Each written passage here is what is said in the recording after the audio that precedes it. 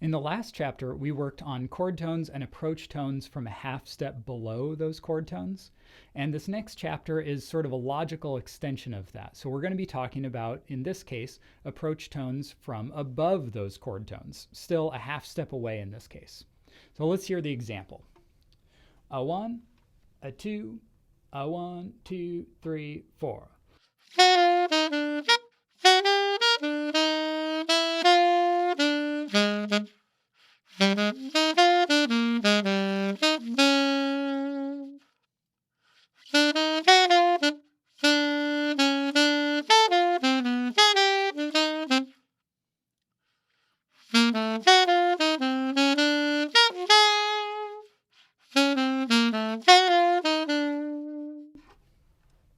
All right, so you might notice that I'm using not only the approach tones from above the chord tones, but I'm building cumulatively on what we've talked about in the past chapters.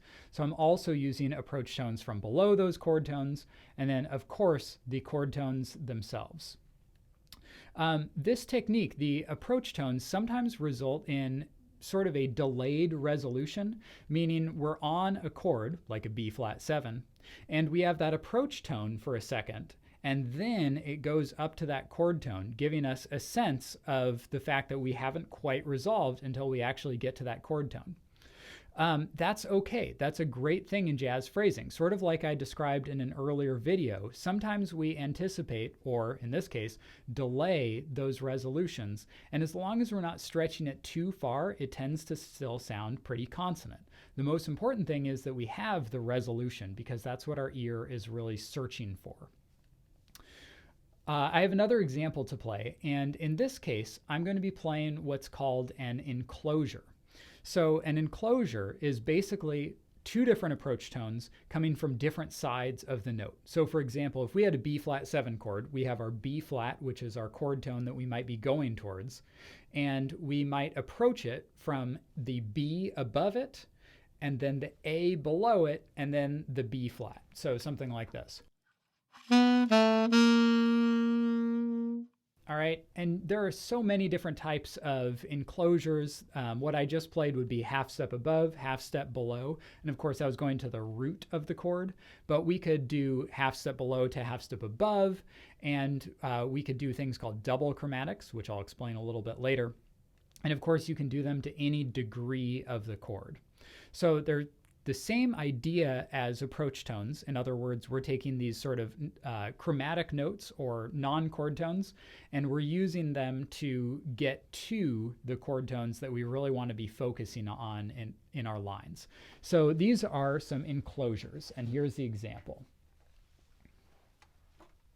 A 1, a 2, a 1, 2, 3, 4.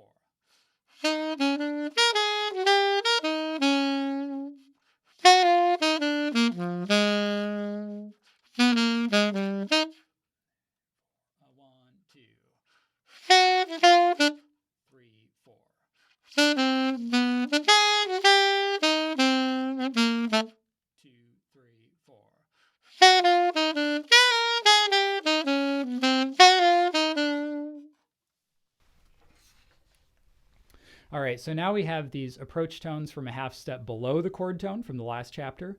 We have approach tones from a half step above the chord tone from this chapter, and now enclosures, which is sort of combining the two of them together. So we need to talk about what to practice.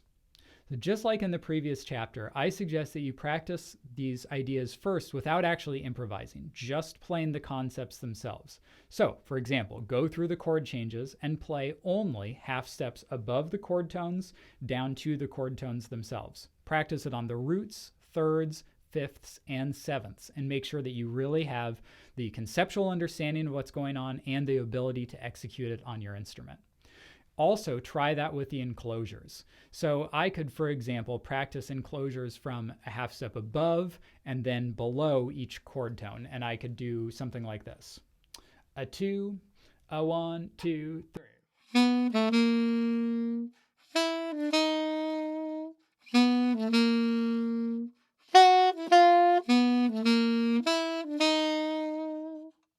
etc. And again, making sure to practice these on the roots, thirds, fifths, and sevenths, not just doing them on the root, because when we improvise, we want to be able to use these different degrees equally well.